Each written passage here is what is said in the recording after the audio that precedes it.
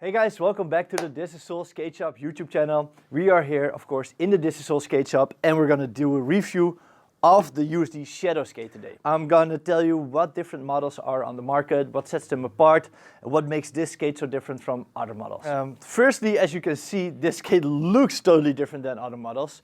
It looks kind of like something that you have on your foot if you have a cast and you've broken your leg and you need to still walk on it, or it looks something like a snowboard binding. It's a totally different concept because in it is a walkable shoe, and it's really easy to put the shoe in and out, so that maybe if you want to go with the public transport or into a supermarket, or you just want to use the skates to get to your work, it's easy to shift between walking and skating. That's the whole concept. To lock your foot in, there's a couple of straps to hold you in. It was first developed by Salomon, and when the skate first came out, Salomon really recently after that quit making skates. So the Shadow never really got an opportunity under Salomon to get a really good launch. I remember the first time I saw the skate in 2005, and I thought it looked really, let's say it politely, weird. Then in about 2008, the first Power Slide models came out, still under the Shadow brand, so nothing really changed.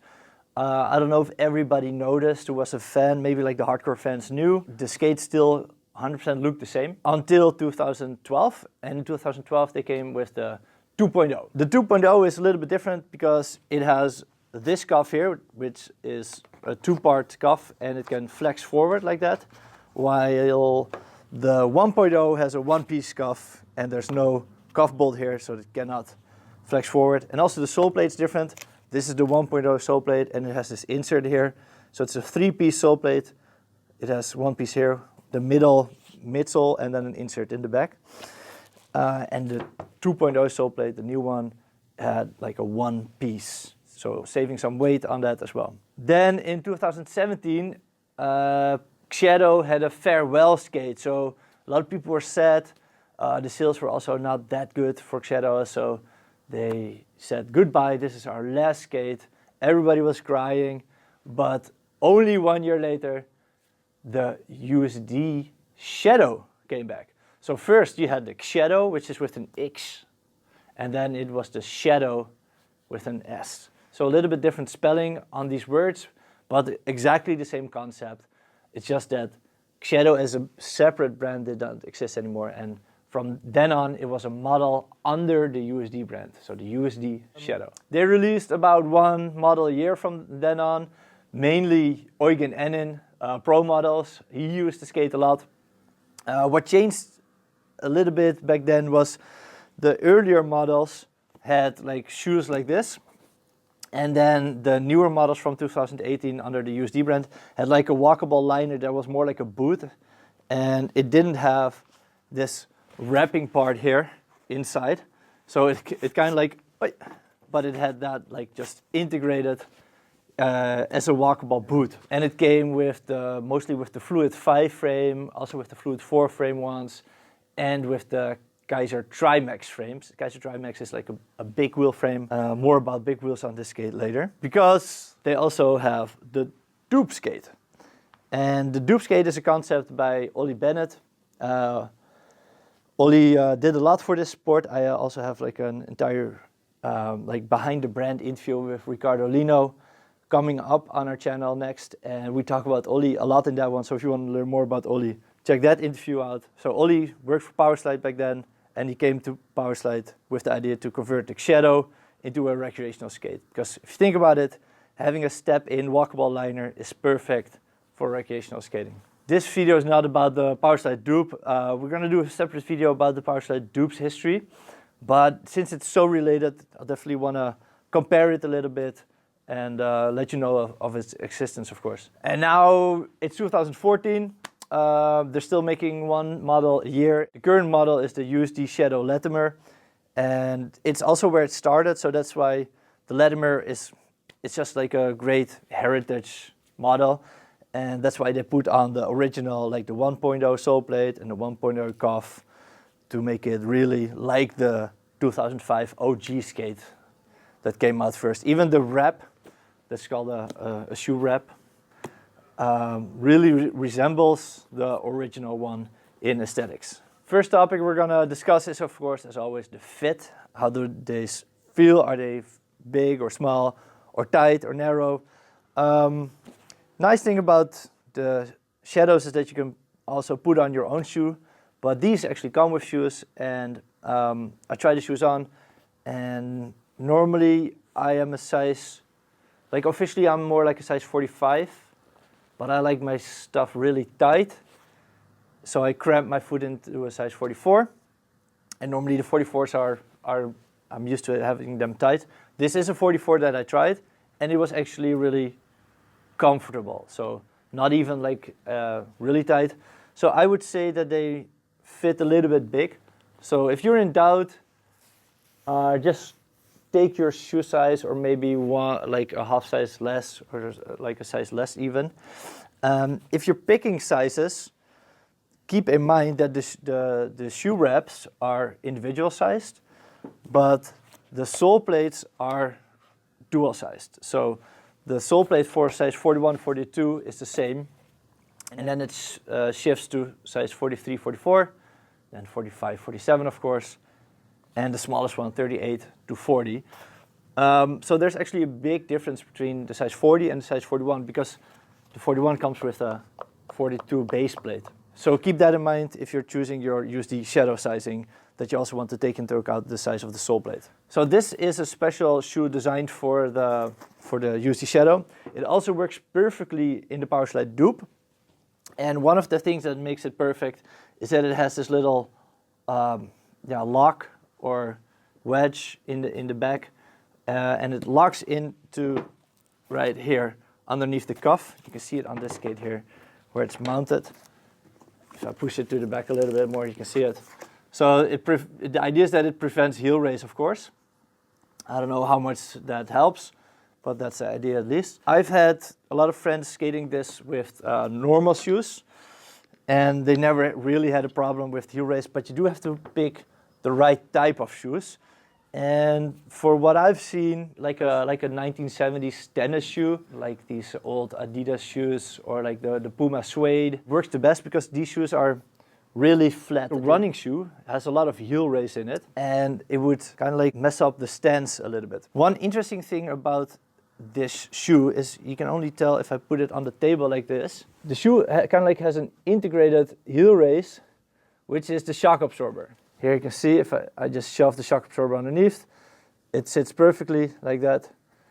So that's why this shoe also doesn't really walk really nice, because it always has kind of like a missing shock absorber. I think that's also why Shadow failed as a concept, because they never figured out to make a nice shoe that's nice to walk on, because these shoes are actually terrible to walk on, because as soon as you walk on it, you feel just like this part missing. Just not designed to walk on, actually, I think. If you're gonna put your own shoe in the skate, I would advise you to take off the shock absorber. You have to look at the shock absorber actually as something that should have been on the shoe. Like normally a shoe is like this. So if you're gonna put a normal shoe in it, you don't need the shock absorber. Of course, it's up to you to play around with this. And that's one of the nice things about the Shadow, is that there's tons of stuff to play around with. Funny thing about the sizing is that Shadow started off under the Salomon brand, and Salomon was back then owned by Adidas. So the Shadow skates actually had Adidas sizing. And if you know something about shoes, Adidas has like always this weird 2/3 sizing. So they have 44, but then the next size is 44 and 2/3. And that's also how the original wraps came. And if I say now that you should take your shoe size for this, or maybe like even one size smaller than your shoe size, I would say that for the original ones from 2005, if you ever find one, you would more like need your normal size, or maybe even one size bigger. All right, next topic that's a little bit related to these shoes is the padding in the back. There's two types of padding, of course, for the 1.0 and the 2.0. What I'm having in my hand right now is for the 1.0. Funny thing is that there's two of these nuts here, and that makes it that it's height adjustable, so you can put it on this one or on this one. So put it up and down with this. The padding really starts here, and I think it was around 2014, maybe 13, just from the top of my head. They also made some shoes that were higher, like kind of like mid-top sneaker type models. And when they did that, it was a lot less padding, so the padding started there. And of course, there's also the like the current or the last like Eugen NN Pro models, which didn't even have this one because it was kind of like integrated with the entire shoe. So there's a couple of different versions of the wrap. Here's also the dupe version, and this is the 2.0 one, and that one is not height adjustable. So they changed that for the 2.0. Next topic is the flex of the skate, and then of course there's forward flex and sideways flex. And the forward flex is pretty flexible, even though for the 1.0 there's no cuff bolt. So this doesn't flex at all, but the flex just comes from the strap here. And you can see if I push it, it's just working fine. This does happen that the tongue goes outside sometimes, so I really don't like that. You need to tuck it in. Be careful if this is your skate, it's happening to your skate. Make it a little bit more tighter so that it cannot pop out, because otherwise it will keep happening. Nice thing about this skate is that you can adjust a lot of the things, just like with the cuff lining, you could adjust it in height. The forward flex you can also adjust. You can put the tongue more to the left by tightening the left side more, and then you have more flex to the left, making like certain tricks easier. Or you can tighten it totally to the other side, making this one really tight and making this one loose, changing the angle of your forward flex again. So that's on the top part, but then here's the ankle part, and this is also adjustable. So you can even put it to the back here, and you can put it more to the back here. So changing the center of this wrap changes the flex as well. Then of course you have the sideways flex, and that's, I think, the first thing that you notice if you put these skates on and you stand on it. They're really flimsy to the side. That helps maybe with certain tricks. Maybe it's easier to do royales with it. Maybe it's easier to do negatives with it. I'm not sure. It does for sure give you some instability. So I think personally for me this is a downside of this skate. Maybe it's also an advantage. If you look at Eugen NN and what he does on it, definitely maybe it can be an advantage as well if you're Eugen NN and you're so good. But for me, I want to have something that's a little bit more solid. But then for aggressive skating, there's a niche for that. There's a niche for a skate that's really flexy to the side. Some people might want that. For freestyle skating or recreational skating, definitely not. And I think that's where the Parside dupe failed a little bit. Because even when I started to do freestyle skating more and more, like around, like, I don't know, 2015, 16, I started discovering this because I used to only do aggressive skating. I thought about the dupe. I thought maybe it was the ideal skate. I was kind of like experimenting. I tried it, and the sideways flex that's on the Shadow is so much more even on the dupe. Firstly, because you have a lot more height. You're standing taller from the ground, so the leverage is bigger as well. But second, because all the parts are less on it. So for example, the biggest thing that they should improve on the dupe is this part here. You see how much that moves? This is because of this is really thin. With the Shadow, it moves a lot less because this strap is a lot thicker. So talking about sideways flex, it's a lot, and especially on the dupe, and even on the dupe it shouldn't be a lot. If you ever have a dupe and you want to upgrade it, make it more solid, you can just put one of these in. This is a Shadow strap, and it fits perfectly in the dupe. You can actually improve the dupe by putting just all Shadow parts on it. Of course, the cuff is the same, but if you improve this whole wrap here in the middle, you're gonna improve the stability of the dupe a lot. I think the wrap has kind of like stayed the same over the years. That's maybe one of the most consistent parts. But these straps are different if you're talking about the 1.0 and the 2.0 because of the placement of these holes here. is a little bit different on the 1.0 and the 2.0. Then the toe strap is also different, because for the 2.0 it's just only like a strap that goes like this. It's just a simple strap that locks into a little ring on one side and it locks into a little ring on the outside.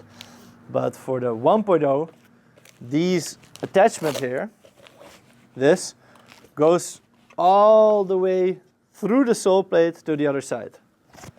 So you can see it goes in here and it wraps all the way around the sole plate. And that's why also it's a 3-piece sole plate. So just talking about all the differences in the wraps and the buckles and the straps here. So next topic is the cuff. There's 2 cuffs, of course, and both these cuffs come in 2 sizes. So there's the small medium and the large extra large. And if you have this combination set of the high part and the low part, that's what they're called, then you can put this combination set on any other 1.0 cuff, because this kind of like the sizing is this slot here. So you shove it on the sole plate like that. This is always the same. What they changed over the years is that they integrated the mounting hardware into the base plate. For this one, you see that you kind of like need a T-nut. So you need something to put on here to put the frame mounting bolt in. Here on the dupe, you can see that the mounting part is an integrated part of the cuff. You see that? So this is a big improvement that they made a couple of years ago. Don't know exactly what year. And it makes the whole skate a lot stronger. So that's good. Sizing-wise, there's 2 sizes, and 1.0, 2.0 fit. It's the same sizing. But this part of the cuff, I'm not sure how the sizing compares to other skates. I always like putting cuffs that don't belong on a skate on it and kind of like see how it does. This is a really high cuff. It's really tall. So sometimes the skate is really low and you want to have more sideways support and you want to put a higher cuff on it, then this would work good. But the distance between these bolts, they kind of like never fit. I'm going to keep this in mind, try it on different skates in the future. If you ever want to know if something fits, you can always drop us a message and we'll check it out for you. One more interesting fact about the Shadow parts is that they're all symmetrical. So this can be the left cuff or it can be the right cuff. It's totally symmetrical. That's why also you see a lot of people with kind of like Frankenstein Shadow skates, because these skates, they rattle and they break quickly. I have to tell you that. I've seen a lot of Shadow skates falling apart during my years as a skater. And a lot of people skating Shadows, they have multiple pairs at home.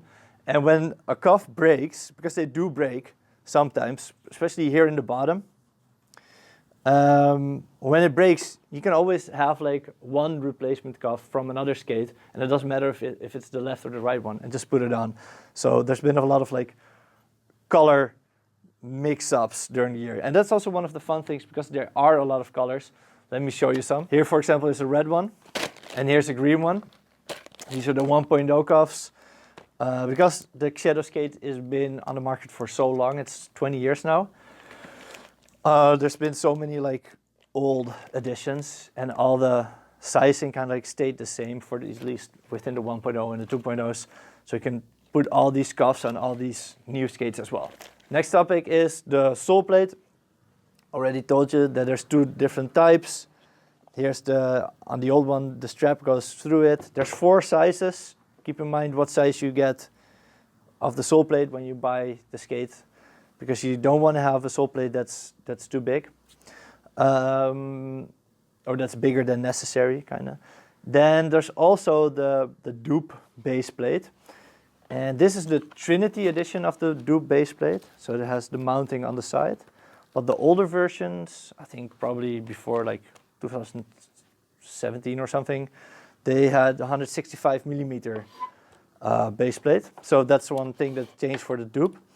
And of course, all dupe base plates are interchangeable for the Shadow ones, but the dupe ones are not sold as an aftermarket, so we cannot buy it separate. So if you want to have the dupe base plate, the only way to get it is to get the dupe skate. Next topic is the frame. And the first Shadow skates came out with the Shadow Moog frame.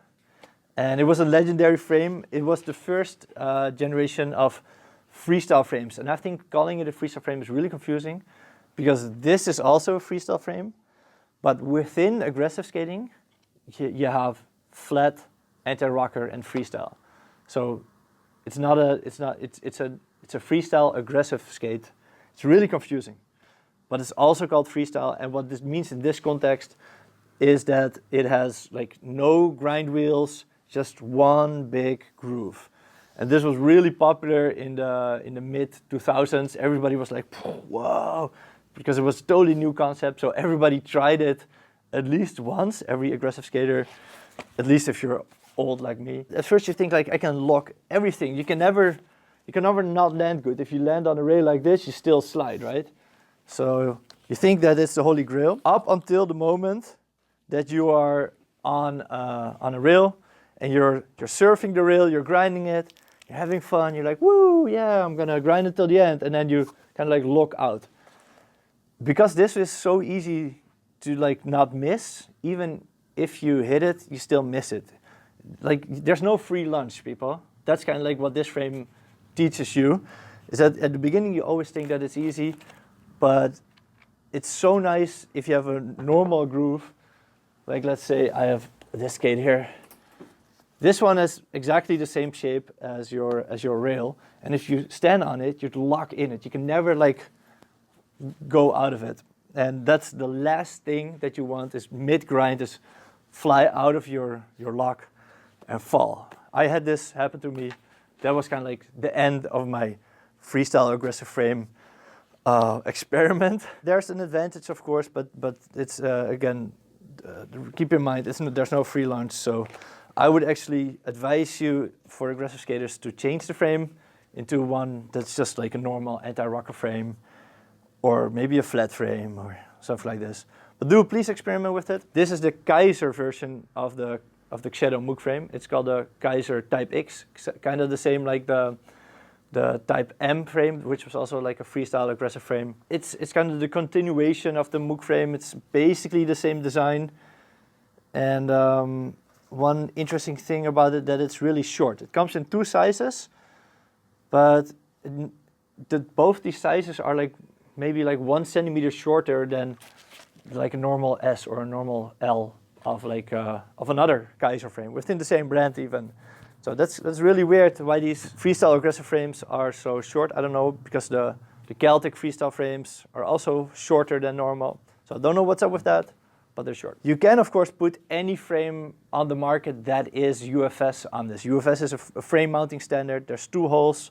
It's a flat boot, and there's like big wheels frames as well for it. But again, I would not recommend putting big wheels on this skate because it's so flexible to the side, and the big wheels will make that effect even worse. Next topic is the wheels and bearings. I can keep it short. These are 58mm and 90A hardness. They're stock wheels. That means that they're not the best wheels. Doesn't matter what size and hardness they are.